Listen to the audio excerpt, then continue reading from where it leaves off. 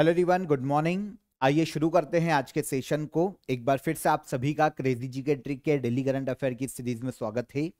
आज के सेशन में हम 22 अगस्त के करंट अफेयर को यहां पर डिटेल में डिस्कस करेंगे। आराम से सेशन को एंड तक देखिएगा और पीडीएफ कहां मिलेगी आपको? क्रेजी जी के ट्रिक के एप्लीकेशन पर फ्री ऑफ कॉस्ट। वहां से आप कलेक्ट कीजिए, चेकआउट कीजिए एप्लीकेशन को। तब तक हम चलते हैं आज के 22 अगस्त के पहले इंपॉर्टेंट करंट अफेयर पर। देखिए, लोकसभा में पारित ऑनलाइन गेमिंग बिल 2025 के तहत किन खेलों को प्रतिबंधित किया गया है या फिर किस प्रकार के खेल पर प्रतिबंध लगाया गया है? तो लोकसभा में हाल ही में ऑनलाइन गेमिंग बिल 2025 को पास किया गया। ये हार्मफुल ऑनलाइन जो मनी गेम्स है उन पर प्रतिबंध लगाएगा। देखिए, जैसे ड्रीम 11 है ना, माई सर्कल ऐप एक आता है, और ऐसे काफी सारे ऐसे गेम्स हैं जो कि गेमलिंग की लत को बढ़ाते हैं। तो ऐसे जितने भी गेम्स है अब उन पर इंडिया में प्रतिबंध लगेगा। पार्लियामेंट में इसे पास किया गया है। प्रेसिडेंट की साइन मिलने के बाद ये बिल बन जाएगा कानून। और ऑनलाइन गेमिंग बिल में जितनी भी ऐसे गेम्स हैं जो कि हार्मफुल ऑनलाइन मनी गेम्स को बढ़ावा देते हैं, जहां पर पैसा लगाया जाता है गेम्स खेलने के लिए, उन सभी को बैन किया जाएगा। क्योंकि देखिए, एक डेटा, एक रिपोर्ट है जिसमें कहा गया है कि भारत में 40 करोड़ लोग हर साल 20,000 करोड़ रुपए इन ऑनलाइन गेम्स में गंवा देते हैं।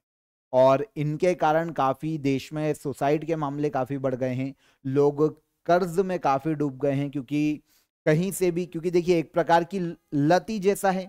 ड्रीम 11 देखें, एमपीएल फैंटेसी देखें, माई 11 सर्कल देखें, और ये जितने भी online poker game, rummy game होते हैं, एक प्रकार से लत की तरह काम करते हैं, है ना। जो हमारे देश का यूथ है काफी फंसता जाता है और काफी कर्जा भी कहीं से लेना पड़ता है, लोन्स लेने पड़ते हैं। और उसके बाद, क्योंकि देखिए एक प्रकार की लत है, तो इसको खत्म करने के लिए, देश में सुसाइड को रोकने के लिए और इस प्रकार की इलीगल एक्टिविटीज को रोकने के लिए ऑनलाइन गेमिंग बिल लाया गया है केंद्र सरकार के द्वारा। पार्लियामेंट में इसे पास किया गया है। प्रेसिडेंट के सिग्नेचर मिलने के बाद सारे ऐसे गेम्स जो कि मनी गेम्स हैं, जो कि ऑनलाइन मनी गेम्स हैं, उनको पूरी तरीके से प्रतिबंधित किया जाएगा। भारत में ऑनलाइन गेम को रेगुलेट करना और भारत में ई स्पोर्ट्स को बढ़ावा देने के लिए नॉर्मली ये बिल लाया गया है। देखिए, ई स्पोर्ट्स चलते रहेंगे, सारे गेम्स यहां पर प्रतिबंधित नहीं किए जाएंगे, समझिएगा इस चीज को। ऑनलाइन गेमिंग को 3 कैटेगरीज में यहां पर डिवाइड किया गया है। ई स्पोर्ट्स, जब गेम्स को कंपटीशन के लिए खेला जाता है। अभी रिसेंटली हमने देखा कि ई स्पोर्ट्स वर्ल्ड कप का आयोजन किया जा रहा है, जिसमें चेस में मैग्नस कार्लसन जीत के आए थे। तो इस तरीके से स्पोर्ट्स वर्ल्ड कप भी आयोजित किए जा रहे हैं। तो ऐसे गेम्स को बढ़ावा दिया जाएगा, इनके लिए ट्रेन किया जाएगा हमारे जो खिलाड़ी हैं उनको। ऑनलाइन सोशल गेम्स जो हैं, है ना, जो कि इंटरटेनमेंट के लिए, एंजॉयमेंट के लिए खेले जाते हैं, वो चलते रहेंगे। जैसे हम लूडो खेलते हैं, इंटरटेनमेंट के लिए खेलते हैं, तो ऐसे चलते रहेंगे। लेकिन ऑनलाइन मनी गेम पूरी तरीके से अब बैन किए जाएंगे।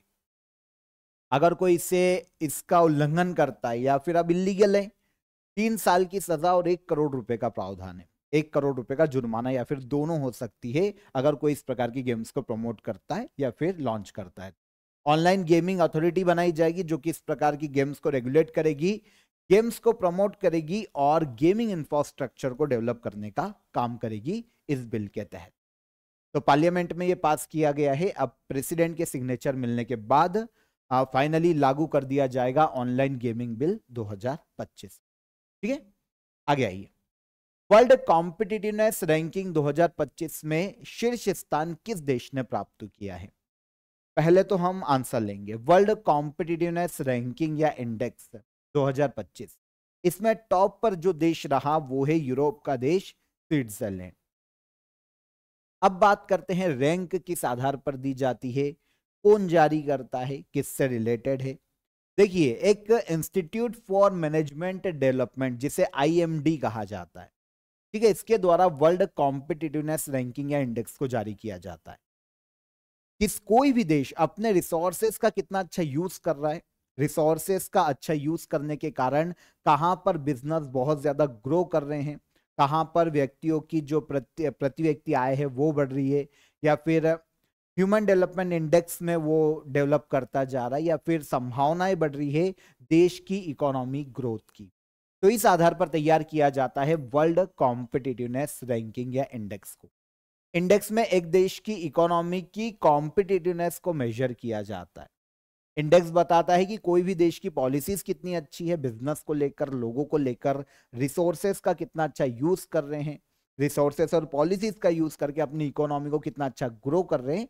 इस आधार पर रैंक किया जाता है वर्ल्ड कॉम्पिटिटिवनेस रैंकिंग। अब इसमें 2025 में पहले स्थान पर रखा गया है स्विट्जरलैंड को। वैसे देखिए 4 डायमेंशंस के आधार पर यह रैंक तैयार की जाती है। एक तो इकोनॉमिकल परफॉर्मेंस देखा जाता है, कितना अच्छा है किसी भी देश का।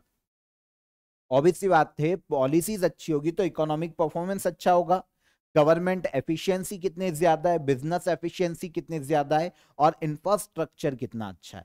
इन 4 इंपॉर्टेंट डायमेंशंस को देखा जाता है और फिर सब डायमेंशंस तो काफी सारे, तो इनके आधार पर रैंक किया जाता है। टॉप पर है स्विट्जरलैंड। अब बात आती है कि इंडिया की रैंक क्या है। तो इस इंडेक्स में इंडिया को 2025 में 41th रैंक पर रखा गया है। लास्ट ईयर 2024 में जब इंडेक्स आया था तब इंडिया 39th रैंक पर था, लेकिन अब 2 रैंक की गिरावट हुई है और 2025 में हमारी रैंक हो जाती है 41। कितने देशों में? तो ये इंडेक्स में टोटल 69 कंट्रीज को रैंक किया गया है। 69 कंट्रीज में पहले पर स्विट्जरलैंड, सेकेंड पर सिंगापुर और थर्ड पर है हांगकांग। इंडिया की रैंक है 41, जो कि लास्ट ईयर 39 थी, है ना। चाइना जो कि हमारी नेबर कंट्री है, 16वीं रैंक पर रहा है इस इंडेक्स में। वर्ल्ड कॉम्पिटिटिवनेस रैंकिंग या इंडेक्स हर साल जारी किया जाता है international institute for management development के द्वारा, और इसकी शुरुआत की गई थी 1989 में। अगर हम इस इंस्टीट्यूशन की भी बात करते हैं, आईएमडी की बात करते हैं, तो एक मैनेजमेंट इंस्टीट्यूशन है इंटरनेशनल। इसमें देखिए ऐसे लोग एडमिशन नहीं लेते हैं जो कि अभी कॉलेज किया है और मैनेजमेंट सीखने के लिए चले गए, नहीं। वर्ल्ड के नामी गिनामी जो सीईओ हैं, बड़ी बड़ी कंपनियां, स्टार्टअप जो स्थापित कर चुके हैं, वो यहाँ पर मैनेजमेंट के लिए इंटर होते हैं इंटरनेशनल इंस्टीट्यूशन में। 1990 में इसकी स्थापना की गई थी और स्विट्जरलैंड के ल्यूसाने में ही इसका हेडक्वार्टर देखने को मिलता है, और इसी के द्वारा वर्ल्ड कॉम्पिटिटिवनेस रैंकिंग को जारी किया जाता है हर साल। चर्चा में रहा लिपुलेख दर्रा किन 2 देशों को आपस में जोड़ता है। तो अगर हम लिपुलेख दर्रे की लोकेशन देखते हैं, पास की लोकेशन देखते हैं, तो ये हमको उत्तराखंड में देखने को मिलता है, और ये कनेक्ट करता है तिब्बत के रीजन को इंडिया में। उत्तराखंड मींस इंडिया और चाइना को कनेक्ट करने का काम करता है। अगर हम लोकेशन देखें तो मैप यहां पर आपको दिखेगा, यह है नेपाल, ये है हमारा उत्तराखंड, ठीक है। ये है नेपाल का हिस्सा, ये आप जो देख रहे हैं ये हमारा उत्तराखंड का हिस्सा, और यहां पर आपको देखने को मिलेगा एक पास, लिपुलेख पास। तो यहां से ये चाइना का तिब्बत है, तिब्बत से इंटर हो सकते हैं, या फिर उत्तराखंड से पास से होते हुए लिपुलेख पास से होते हुए जा सकते हैं तिब्बत की तरफ। अभी ये सुर्खियों में इसलिए है क्योंकि इंडिया और चाइना ने एक एग्रीमेंट किया है कि इस पास से, लिपुलेख पास से हम फिर से ट्रेड को ओपन करेंगे, रीओपन करेंगे। पहले इंडिया और चाइना के मध्य में यहां से पहले भी ट्रेड होता था, लेकिन काफी समय से बंद है ना। डोकलाम की घटना के बाद स्पेशली यहां से ट्रेड बंद है, लेकिन अब इसे वापस खोला जा रहा है, क्योंकि जो टैरिफ वॉर है जो अमेरिका इंडिया पे लगा रहा है, और चाइना भी परेशान है, तो उस कारण अब चाइना और इंडिया जो है ना वो करीब आ रहे हैं। लेट्स सी इन फ्यूचर क्या होता है, क्योंकि देखिए तो जियोपॉलिटिकल डेवलपमेंट्स हैं, कैसे वर्क करते हैं, अलग अलग समय में बदलते रहते हैं, तो इन फ्यूचर हो सकता है कुछ भी हो। लेकिन अभी के लिए चाइना सॉफ्टली व्यवहार कर रहा है इंडिया के प्रति, और इंडिया भी काफी सॉफ्ट है चाइना के प्रति, क्योंकि अगर अमेरिका को आपको जवाब देना है तो कहीं ना कहीं एशिया की 2 जो बड़ी पावर है उनको एक साथ आना पड़ेगा। तो अभी यहाँ पर एक एग्रीमेंट हुआ है, एग्री हुए हैं दोनों देश कि हम लिपुलेख पास से फिर से ट्रेड को शुरू करेंगे। अब प्रॉब्लम यह है कि नेपाल ने इसका विरोध दर्ज किया है, क्योंकि नेपाल लिपुलेख का ये जो रीजन है, स्पेशली ये काला पानी जो क्षेत्र है उत्तराखंड का, इसको अपना रीजन बताता है। ओके, तो आपको पता है इंडिया हमेशा से लिबरल रहा है अपने पड़ोसियों के प्रति, तो इसी का ये फायदा उठाते हैं बार बार। पर ठीक है, इंडिया को थोड़ा सा काफी डिफेंसिव होने की जगह अब अटैकिंग होने की जरूरत है। तो नेपाल ने कुछ अभी 1-2 साल पहले उसने जो 100 का नोट वहां पर जो करेंसी जारी की थी ना, उस पर भी भारत के उत्तराखंड के इन रीजन को अपने नोट पे दर्शाया था। तो इंडिया ने भी काफी आलोचना की थी, काफी विरोध दर्ज करवाया था। पर नेपाल आप जानते हैं क्योंकि हम सॉफ्ट रहते हैं तो फिर ये ऐसी हरकतें ही करते हैं। पर ठीक है, लिपुलेख पास इंडिया में है, नेपाल ने विरोध किया था और इंडिया ने इनको जवाब भी दिया है कि भैया लिपुलेख पास का रीजन इंडिया का है, हम जो चाहें वो करें। तो इसीलिए अभी लिपुलेख पास काफी सुर्खियों में था। तो नेपाल, चाइना और इंडिया में एक ट्राई जंक्शन के रूप में ये देखने को मिलता है। ये ट्राई जंक्शन ही आप मान लो, इधर से नेपाल करीब है, तिब्बत और उत्तराखंड का तो यहाँ से रूट है ही, तो एक ट्राई जंक्शन पे देखने को मिलता है। तो ये एक सामरिक दृष्टि से बहुत ही इंपॉर्टेंट हो जाता है, इसलिए नेपाल इस पर अपना बार बार क्लेम करता है। पर इंडिया ने बोला है भाई ये हमारा पूरा एरिया हमारा है, काला पानी, लिपुलेख, आपको जो करना है कर लो। तो काला पानी एरिया भी उत्तराखंड में है, पिथौरागढ़ डिस्ट्रिक्ट में, और यहीं पर लिपुलेख पास देखने को मिलता है हिमालय पर्वतमाला। 16,780 फीट की ऊंचाई पर है और इंडिया और तिब्बत को कनेक्ट करता है। वैसे इसके अलावा भी इंडिया में उत्तराखंड में जैसे माना पास, नीति पास, लिपुलेख, मुलिंग पास, ये भी हमको उत्तराखंड में देखने को मिलते हैं। माना, नीति और लिपुलेख ये इंपॉर्टेंट पास है जो कि एग्जाम में पूछे जाते हैं और ये हमको उत्तराखंड में देखने को मिलते हैं। ठीक है, आगे बढ़ने से पहले आपको ऑफर ऑफ द डे बता देता हूं आप सभी के लिए। देखिए पॉलिटी में काफी स्टूडेंट को प्रॉब्लम आती है। देखिए काफी स्टूडेंट ऐसे भी है जिन्होंने कहीं ना कहीं से पॉलिटी पढ़ा हुआ है, तो आप सभी के लिए यहाँ पर मैं आपके लिए 1000 पॉलिटी के एमसीक्यूज लेकर आया हूं, जहां पर आपको पूरे 1000 एमसीक्यूज मिलेंगे। देखिए यहाँ पर आपको वीडियो लेक्चर्स भी मिल जाएंगे सारे एमसीक्यूज के, मैंने आपको डिटेल में पूरा पढ़ाया है, पूरा समझाया है 1000 क्वेश्चन, और इसके अलावा आपको प्रैक्टिस टेस्ट भी मिल जाएंगे और टॉपिक वाइज टेस्ट भी आपको इसमें मिल जाएंगे, डिटेल पीडीएफ भी आपको मिल जाएगी। तो काफी अफोर्डेबल प्राइस में ये आपके लिए अवेलेबल है। आपने कहीं से भी पॉलिटी पढ़ा है, आप यहाँ पर अपना स्कोर चेक कर सकते हैं, आप इसे पढ़िए। यहाँ पर आपको 1000 एमसीक्यूज मिलेंगे पॉलिटी के, मैंने बहुत ही डिटेल में पढ़ाए। किसी भी एग्जाम में आपके पॉलिटी के क्वेश्चन इससे बाहर नहीं जाएंगे। ओके, तो पीडीएफ भी मिल जाएगी, साथ ही साथ मैंने आपको वीडियो लेक्चर्स भी दिए हैं। तो 1000 एमसीक्यूज को आप ज्वाइन कर सकते हैं, डिस्क्रिप्शन में इसकी लिंक मैं आपको दे दूंगा, वहां पर क्लिक करके आप इसे डायरेक्ट अवेल कर सकते हैं। ठीक है, तो ज्वाइन कीजिए, डिस्क्रिप्शन में लिंक है, वहां से आप इसे डायरेक्ट अवेल कीजिए। अगले क्वेश्चन पर आते हैं। हाल ही में अग्नि 5 मिसाइल का सफल परीक्षण किया गया, यह परीक्षण किस राज्य में किया गया था? तो अग्नि 5 मिसाइल का भारत जो हाल ही में सफल परीक्षण किया गया है डीआरडीओ के द्वारा, ये जो परीक्षण किया गया ओडिशा के चांदीपुर जो परीक्षण केंद्र है वहां से किया गया। ओडिशा में एक हमें परीक्षण केंद्र देखने को मिलता है, इंटीग्रेटेड टेस्ट रेंज, जो कि ओडिशा के चांदीपुर में। तो डीआरडीओ के द्वारा हाल ही में यहां पर अग्नि 5 मिसाइल का सफल परीक्षण किया गया।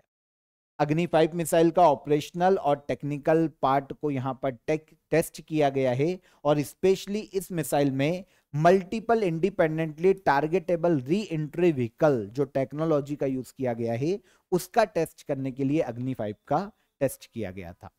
देखिए ये एक ऐसी टेक्नोलॉजी है जिसमें एक साथ कई सारे टारगेट्स को एक साथ हिट किया जा सकता है। एक मिसाइल के थ्रू कई सारे टारगेट एक बार में हिट किए जा सकते हैं, इसे ही कहा जाता है MIRV टेक्नोलॉजी। तो इसीलिए अग्नि 5 का सफल परीक्षण हुआ है ओडिशा के चांदीपुर फायरिंग रेंज से। वैसे डीआरडीओ के जितने भी वेपन्स हैं ना, जितने भी मिसाइल्स हैं, वो सब चांदीपुर फायरिंग रेंज पर ही टेस्ट की जाती है नॉर्मली, जो कि भारत के ओडिशा में है। यहाँ पर अग्नि 5 के बारे में समझ लेते हैं कि ये क्या है। बैलिस्टिक मिसाइल है इंडिया की। Okay, intermediate range ballistic missile, nuclear weapons को भी ले जाने में सक्षम है, न्यूक्लियर अटैक करने में भी सक्षम है। इसे मैन्युफैक्चर किया है भारत डायनेमिक्स लिमिटेड के द्वारा, और डीआरडीओ ने इसे डेवलप किया है। इसकी जितनी भी टेक्नोलॉजी है वो डीआरडीओ ने डेवलप की है। मैक्सिमम स्पीड की बात करें तो मैक 24 इसकी स्पीड है, मतलब ध्वनि की गति से 24 गुना तेज ये जा सकती है। और ऑपरेशनल रेंज कितने किलोमीटर में हिट कर सकती है, तो 5000 से लेकर 5500 किलोमीटर, मतलब एक इंटर कॉन्टिनेंटल मिसाइल है, एक महाद्वीप से दूसरे महाद्वीप तक भी वार कर सकती है। 5000 से 5500 किलोमीटर की रेंज में ये ऑपरेशनल रेंज है अग्नि 5 की। ये जो मिसाइल डेवलप की गई है ना, भारत में एक प्रोग्राम चलाया गया था, है ना, 1982-1983 में एक प्रोग्राम था, integrated guided missile development program. इसका नेतृत्व किया था डॉक्टर एपीजे अब्दुल कलाम ने। इसीलिए एपीजे अब्दुल कलाम को भारत में मिसाइल मैन कहा जाता है ना।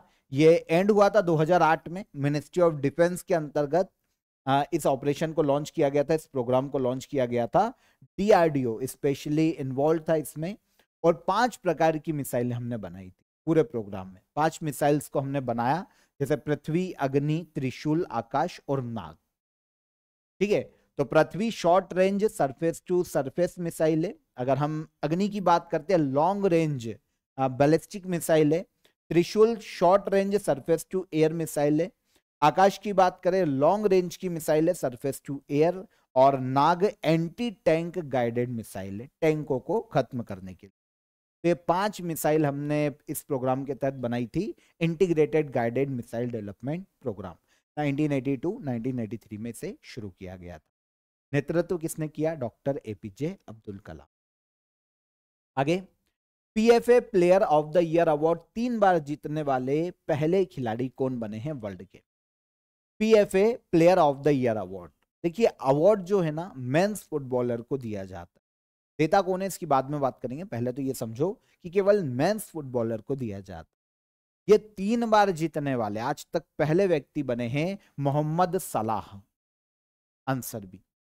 ये है मोहम्मद सलाह, इन्होंने 3 बार फुटबॉल का ये मेंस अवार्ड जीता है। Professional footballers association men's player of the year award इसका पूरा नाम है। ठीक है, अगर हम पीएफए का फुल फॉर्म देख रहे हैं तो प्रोफेशनल फुटबॉलर्स एसोसिएशन, क्योंकि ये जो अवार्ड है प्रोफेशनल फुटबॉलर्स एसोसिएशन के द्वारा ही दिया जाता है, इसीलिए इसे कहा जाता है PFA player of the year award. अगर हम मोहम्मद सालेह की बात करें तो इजिप्ट या मिस्र के फुटबॉलर हैं, बहुत ही सुर्खियों में रहते हैं ये। इस अवार्ड को इन्होंने 3 बार अपने नाम किया है, ऐसा करने वाले वर्ल्ड के पहले फुटबॉलर। अवार्ड फुटबॉल में बेस्ट खिलाड़ी को दिया जाता है, मेल प्लेयर को हर साल दिया जाता है, और देने वाली संस्था है प्रोफेशनल फुटबॉलर एसोसिएशन। 1973-74 में शुरू किया गया, सबसे ज्यादा मोहम्मद सलाह ने इसे जीता है 3 बार, ये तीसरी बार है 2025 में। प्रोफेशनल फुटबॉलर्स एसोसिएशन अगर ये देखिए तो दुनिया का सबसे पुराना प्रोफेशनल स्पोर्ट्स ट्रेड यूनियन है, मतलब जो प्रोफेशनल स्पोर्ट्स क्लब होते हैं, ग्रुप होते हैं, जो यूनियन, जो जितनी भी संस्था है ना उनका एक यूनियन है, और यही संस्था ये अवार्ड देती है। इसकी स्थापना 1907 में की गई थी, और इसका हेडक्वार्टर इंग्लैंड के मैनचेस्टर सिटी में देखने को मिलता है, और इसी के द्वारा दिया जाता है PFA player of the year award. Men's category में दिया जाता है, तो एक ही कैटेगरी है, और यह दिया गया मोहम्मद सलाह, इजिप्ट के फुटबॉल खिलाड़ी, 2025। अन्न चक्र टूल जिसे 30 राज्यों और यूटी में लागू किया गया, यह कब शुरू किया गया था भारत में पहली बार, यह कब लॉन्च किया गया था? अन्न चक्र टूल, इसे सेंट्रल गवर्नमेंट ने लॉन्च किया था लास्ट ईयर 2024 में। अन्न चक्र टूल 2024 में जब इसे लागू किया गया तो एक पायलट प्रोजेक्ट के रूप में इसे लाया गया था। उद्देश्य क्या है पता है? एक डिजिटल टूल है भारत में जो पब्लिक डिस्ट्रीब्यूशन सिस्टम है, पीडीएस प्रणाली। आपने देखा होगा गवर्नमेंट गरीब लोगों को अनाज देती है काफी सारे, गेहूं भी देती है, चावल भी देती है, ऑयल भी देती है, और काफी सारी चीजें। तो ये जो दिया जाता है ना, कंट्रोल की दुकानों से दिया जाता है, जिसे पीडीएस शॉप्स कहा जाता है, पब्लिक डिस्ट्रीब्यूशन सिस्टम। ठीक है, तो ये जो पीडीएस की सप्लाई चेन है ना, इसको बेहतर बनाने के लिए एक डिजिटल टूल शुरू किया गया था, अन्न चक्र टूल। एक डिजिटल टूल है ताकि इसको पूरा की पूरा ऑर्गेनाइज किया जा सके, इसको रेगुलेट किया जा सके, इसको कंट्रोल किया जा सके पूरे सेक्टर को। तो एक सप्लाई चेन जितनी भी होती है, जैसे क्या होता है कि अनाज किसानों के खेतों से लाना है, फिर उसको बड़े बड़े गोडाउन में लेकर आना है, फिर गोडाउन से ट्रक और ट्रेनों के माध्यम से देश की अलग अलग जो पीडीएस शॉप से, पब्लिक डिस्ट्रीब्यूशन सिस्टम की जो शॉप्स हैं, कंट्रोल की दुकानें हैं, वहां पर ले जाकर सप्लाई करना। तो इसमें क्या होता था, गवर्नमेंट का काफी पैसा वेस्ट होता है। तो गवर्नमेंट ने क्या किया, 2024 में अन्न चक्र टूल को लॉन्च किया। इसका उद्देश्य था हर साल 250 करोड़ रुपए बचाना, जो कि व्यर्थ हो जाते थे इस पूरे पब्लिक डिस्ट्रीब्यूशन सिस्टम में अनाज को सप्लाई करने में। तो इस सप्लाई चेन को और बेहतर कैसे बनाया जा सकता है, और 250 करोड़ रुपए पर ईयर बचत के लिए बचाए जा सके, इसलिए अन्न चक्र टूल को लॉन्च किया गया था। पहले तो ये पायलट प्रोजेक्ट के रूप में 2024 में लॉन्च किया गया था, लेकिन अब इसे देश में 30 यूटी और स्टेट में, 30 स्टेट और यूनियन टेरिटरी में अब इसे लागू कर दिया गया है सेंट्रल गवर्नमेंट के द्वारा। देखिए, department of food and public distribution ने वर्ल्ड फूड प्रोग्राम और आईआईटी दिल्ली की मदद से इसको बनाया था सबसे पहली बार। अब इसमें क्या किया जाएगा, फेयर प्राइस शॉप, जो कि पीडीएस की शॉप्स हैं, कंट्रोल की दुकानें हैं, वहां पर राशन की दुकानों से भारत के लोगों को राशन बांटा जाता है, गरीबों को। अब यहां राशन की दुकानों तक अन्न पहुंचाने के लिए रेलवे, ट्रक, इनकी मदद ली जाती है। अब जो भी लंबे लंबे रूट है आज तक जो लिए जाते थे, उन सभी लंबे रूट को खत्म किया जाएगा। जो शॉर्ट रूट है, कम समय में सही तरीके से और छोटे रूट से कैसे माल को सप्लाई किया जा सकता है, जो ये फेयर प्राइस शॉप है वहां तक कैसे माल को भेजा जा सकता है। तो इससे क्या होगा, समय बचेगा, ट्रक्स और ट्रेन का ऑयल की बचत होगी और काफी सारा मैन पावर बचेगा, और ऑल ओवर पूरे देश में 250 करोड़ रुपए तक बचाया जा सकता है। टूल के माध्यम से सिस्टम एआई और मशीन लर्निंग का यूज करेगा, है ना, जो डिजिटल प्लेटफॉर्म है अन्न चक्र टूल। और जितने भी रूट हैं जो कि ऐसी पब्लिक डिस्ट्रीब्यूशन सिस्टम की शॉप तक जाते हैं, वेयर हाउस जो होंगे कहीं बीच में स्थापित किए जाएंगे, और चारों तरफ से एक सेंटर की तरह वो काम करेगा, और सारे जो फेयर प्राइस शॉप्स हैं वहां तक इजीली अनाज को पहुंचाया जा सके, और जो किसान है उनके खेतों से भी इजीली वहां से लाकर गोडाउन तक पहुंचाया जा सके। तो हर साल 250 करोड़ रुपए की बचत की जा सकती है। 15 से 50% तक ट्रांसपोर्ट की सेविंग की जाएगी। 4 लाख राशन शॉप्स और 6,700 जो वेयर हाउस है उनको आपस में कनेक्ट किया जा रहा है इसके तहत, और CO2 एमिशन भी कम होगा। ऑब्वियस सी बात है, जब ट्रक और स्टेशन के जो ट्रेन हैं जब उनका कम यूज होगा तो CO2 का उत्सर्जन भी कम करने में मदद मिलेगी। तो ये अन्न चक्र टूल है, 2024 में से लॉन्च किया गया था सेंट्रल गवर्नमेंट के द्वारा, और अब फाइनली से 30 स्टेट और यूटी में अभी लागू किया। उत्तर प्रदेश के जलालाबाद का नाम बदलकर क्या रखा गया है? उत्तर प्रदेश का एक शहर है जलालाबाद, इसका नाम बदल के किया गया है परशुरामपुरी। जलालाबाद जो कि यूपी का एक शहर है, इसमें एक्चुअल में वहां के जो लोकल लोग हैं काफी डिमांड कर रहे थे कि भाई इसका नाम चेंज किया जाए, क्योंकि ये जो भूमि है परशुराम जी की जन्मभूमि मानी जाती है, लॉर्ड परशुराम की जन्मभूमि मानी जाती है। तो वहां के लोग काफी डिमांड कर रहे थे कि इस जगह का या शहर का नाम बदला जाए, तो अब इसका नाम जलालाबाद से किया गया है परशुरामपुरी। ठीक है, तो यूपी का शहर है। वैसे सेंट्रल के द्वारा स्पेशली जो नाम कुछ समय में चेंज किए गए जो इम्पोर्टेंट है, आपको उसके बारे में पता होना चाहिए। एक तो चर्च गेट रेलवे स्टेशन है ना, इसका नाम किया गया है CD Deshmukh railway station Maharashtra में। फिर एक ministry of human resource development, इसका नाम बदलकर किया गया था मिनिस्ट्री ऑफ एजुकेशन, काफी पहले किया जा चुका है। रोहतांग टनल का नाम किया गया था अटल टनल, पुराने हैं लेकिन ये काफी एग्जाम में रिपीट हुए हैं। एक राज्यसभा लोकसभा टीवी का नाम पहले चेंज किया गया था, संसद टीवी किया गया था।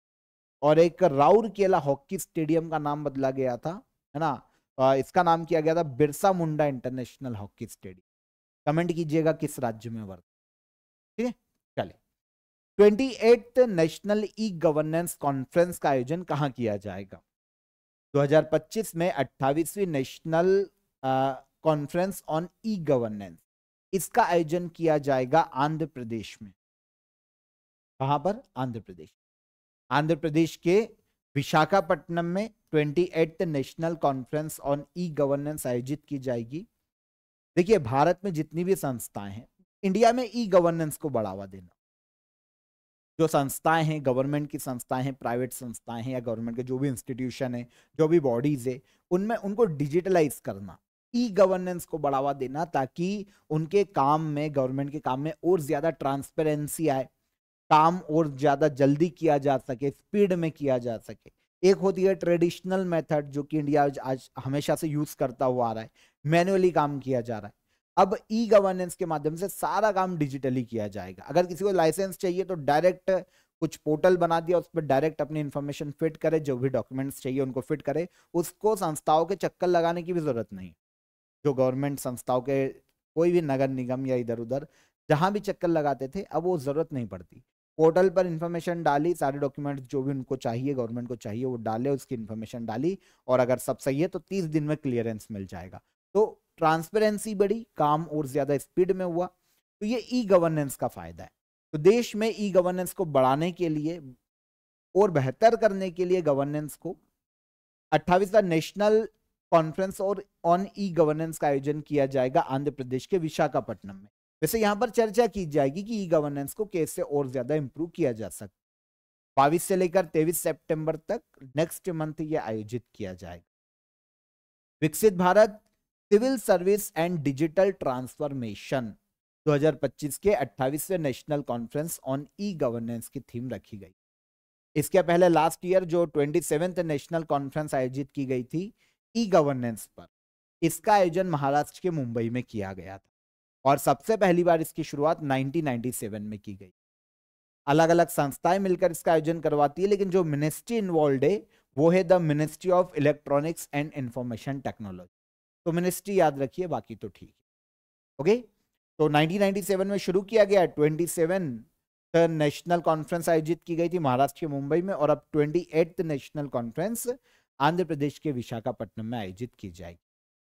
गवर्नमेंट वर्क में तेजी लाना, करप्शन को कम करना, ट्रांसपेरेंसी बढ़ाना, सिटीजन तक सभी सर्विसेज डायरेक्ट और इजीली पहुंच जाए, ये ई गवर्नेंस का मुख्य उद्देश्य और बेनिफिट, जैसा कि मैंने आपको समझा। 2025 वर्ल्ड बॉक्सिंग चैंपियनशिप का आयोजन किस देश में किया जाएगा? 2025 में पहली बार ही वर्ल्ड बॉक्सिंग चैंपियनशिप आयोजित की जा रही है और इसका आयोजन किया जाएगा इंग्लैंड में। वर्ल्ड बॉक्सिंग चैंपियनशिप ये इंग्लैंड के लिवरपूल शहर में आयोजित की जाएगी। पहला ही एडिशन है तो आपको याद रखना चाहिए। आयोजन होगा नेक्स्ट मंथ सितंबर में, 4 से लेकर 14 सितंबर। भारत की ओर से 20 मेंबर की एक टीम को भेजा जा रहा है ना, इस कंपटीशन में पार्टिसिपेट करने के लिए, और कंपटीशन को वर्ल्ड बॉक्सिंग के द्वारा आयोजन करवाया जाएगा। वर्ल्ड बॉक्सिंग पूरे वर्ल्ड में बॉक्सिंग खेलों को गवर्न करने वाली संस्था है। 2000 हर 2 साल में आयोजित होगा। 2025 में तो ये इंग्लैंड के लिवरपूल में हो रहा है।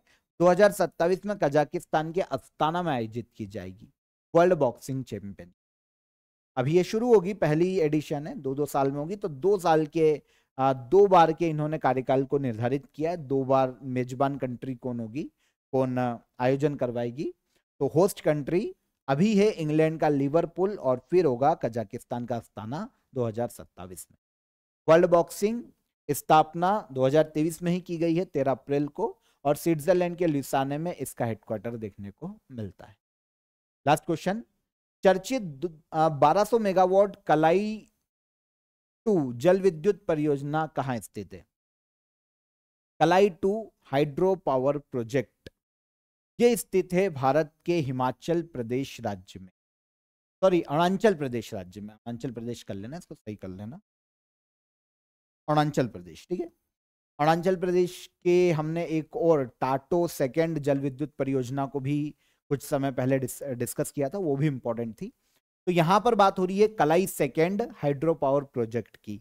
1200 मेगावाट का ये प्रोजेक्ट है। हाइड्रो पावर प्रोजेक्ट मतलब एक जल विद्युत परियोजना, लोहित नदी पर इसे बनाया जा रहा है। अभी ये सुर्खियों में इसलिए है अरुणाचल प्रदेश राज्य में क्योंकि वहां के जो स्थानीय लोग हैं, स्पेशली अरुणाचल प्रदेश की अंजाव डिस्ट्रिक्ट, यहां पर यह परियोजना प्रस्तावित है लोहित नदी पर। लोहित ब्रह्मपुत्र की सहायक नदियों में गिनी जाती है। तो अंजाव डिस्ट्रिक्ट के जो स्थानीय लोग हैं वो काफी विरोध कर रहे हैं 1200 मेगावाट की इस कलाई सेकेंड हाइड्रो पावर प्रोजेक्ट का। इनका कहना है कि यहां पर हाइड्रो पावर प्रोजेक्ट स्थापित करने के लिए जो नेचर को हार्म होगा, जो नेचर को नुकसान होगा, उस पर गवर्नमेंट ध्यान नहीं दे रही। तो लोग काफी विरोध कर रहे थे। उसके बाद जो Arunachal Pradesh state pollution control board है, उन्होंने एक पब्लिक हियरिंग मीटिंग बुलाई। पब्लिक हियरिंग मीटिंग बुलाई जा रही है और वहां पर लोगों के मुद्दे सुने जा रहे हैं कि भाई वो विरोध क्यों कर रहे हैं, ठीक है। हम अगर जो इन्वायरमेंट है किस तरीके से उस पर इफेक्ट आएगा, या गवर्नमेंट उसके लिए क्या प्रयास कर सकती है, और कैसे बिल्कुल बिना इन्वायरमेंट को हानि पहुंचाए कलाई 2 हाइड्रो पावर प्रोजेक्ट को पूरा किया जा सकता। तो इन सभी मुद्दों पर स्थानीय लोगों से बातचीत के लिए पब्लिक हियरिंग मीटिंग यहाँ पर बुलाई गई थी। तो ये सुर्खियों में है कलाई second hydro power project Bharat के अरुणाचल प्रदेश राज्य में लोहित नदी पर ब्रह्मपुत्र की सहायक नदी। 1200 मेगावाट इसका टोटल कैपेसिटी है, विद्युत उत्पादन क्षमता है। एनटीपीसी की एक सहायक कंपनी है टीएचडीसी इंडिया लिमिटेड, ये डेवलप कर रही है इस पूरे प्रोजेक्ट को, और इसकी टोटल कॉस्ट 13,000 से 14,000 करोड़ रुपए तक आने वाली। इसके अलावा जैसा कि मैंने आपको बताया, टाटो 2 हाइड्रो पावर प्रोजेक्ट, ये भी अरुणाचल प्रदेश में ही प्रस्तावित है। 8,146 करोड़ रुपए का इसके लिए बजट रखा गया था टाटो सेकेंड के लिए। टाटो सेकेंड 700 मेगावाट का प्रोजेक्ट है। ये शियोमी डिस्ट्रिक्ट अरुणाचल प्रदेश में चियोम रिवर पर बनाया जा रहा है। 8,146 करोड़ रुपए का प्रोजेक्ट। तो दोनों को याद रखिएगा, एक तो अभी हमने कलाई सेकेंड हाइड्रो पावर प्रोजेक्ट की बात की, और एक Tato second hydro power project, वो है लोहित नदी पर, और ये है Tato second hydro power project Siyom river पर। ठीक है, तो यहां पर हमने 22 अगस्त के सभी करंट अफेयर डिटेल में डिस्कस किए हैं, इंपॉर्टेंट थे सारे के सारे। अब लास्ट डे के करंट अफेयर को रिवाइज कर लेते हैं।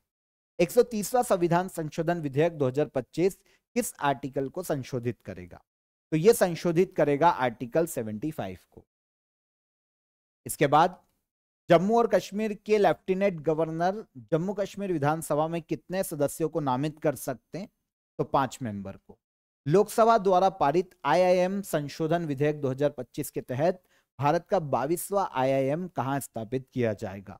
तो यह गुवाहाटी में स्थापित किया जाएगा। राष्ट्रीय अंतरिक्ष दिवस भारत में हर साल कब मनाया जाता है? तो यह मनाया जाता है 23 अगस्त को। भारत सरकार ने किस वस्तु पर से आयात शुल्क पूरी तरह से हटा लिया है? तो यह आयात शुल्क हटाया गया रॉ कॉटन पे से। सहरिया जनजाति मुख्य रूप से एमपी और राजस्थान में निवास करती है।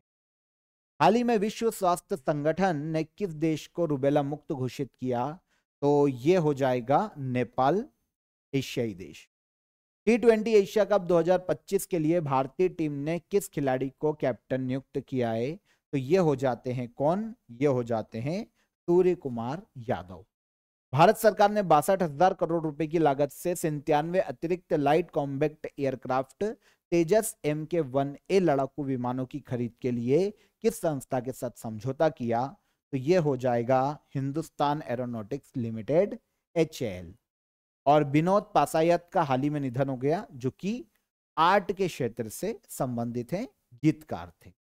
ये सारे करंट अफेयर कल के सेशन के हो गए, रिवाइज कर लिए हमने। क्वेश्चन ऑफ द डे का आंसर, संविधान में अभी तक कितने बार अमेंडमेंट किया जा चुका है? 106 बार। पानी का अधिकतम घनत्व किस तापमान पर होता है? तो यह होता है 4 डिग्री सेल्सियस पर। फोटोग्राफी में फिक्सर के रूप में किस रसायन का उपयोग किया जाता है? तो यह सोडियम थायोसल्फेट का यूज किया जाता है फोटोग्राफी में फिक्सर के रूप में। ठीक है, तो बिल्कुल सही आंसर आया है रजत कुमार। यहां पर इन्होंने कहा है कि सर एनटीपीसी का एग्जाम जो इन्होंने दिया था उसमें करंट अफेयर मोस्टली हमारे ही करंट अफेयर से देखने को मिले हैं, डेली करंट अफेयर से। देखिए क्वेश्चन यहीं से आना है, सारे करंट अफेयर आपके यहाँ पर कवर हो जाते हैं, इसलिए डेली करंट अफेयर को रोज वॉच कीजिए। और लोकेश सैनी इन्होंने बिल्कुल सही आंसर किया है तीनों ही क्वेश्चन का। अब आज के क्वेश्चन ऑफ द डे, विद्युत हीटर का तार किस धातु का बना होता है? पहला क्वेश्चन। फिर अजंता की गुफाएं किस धर्म से संबंधित है? और रक्त का थक्का जमने में कौन सा विटामिन सहायक होता है? तीनों क्वेश्चन को नोट कीजिए, कमेंट में आंसर कीजिएगा। सेशन कैसा लगा ये भी बताइए। सेशन पसंद आया हो तो वीडियो को लाइक कीजिए, चैनल पर पहली बार आए हैं तो चैनल को सब्सक्राइब कर लीजिए। कल फिर मुलाकात करेंगे नेक्स्ट डे के करंट अफेयर में, तब तक ख्याल रखिएगा अपना। जय हिंद, जय भारत।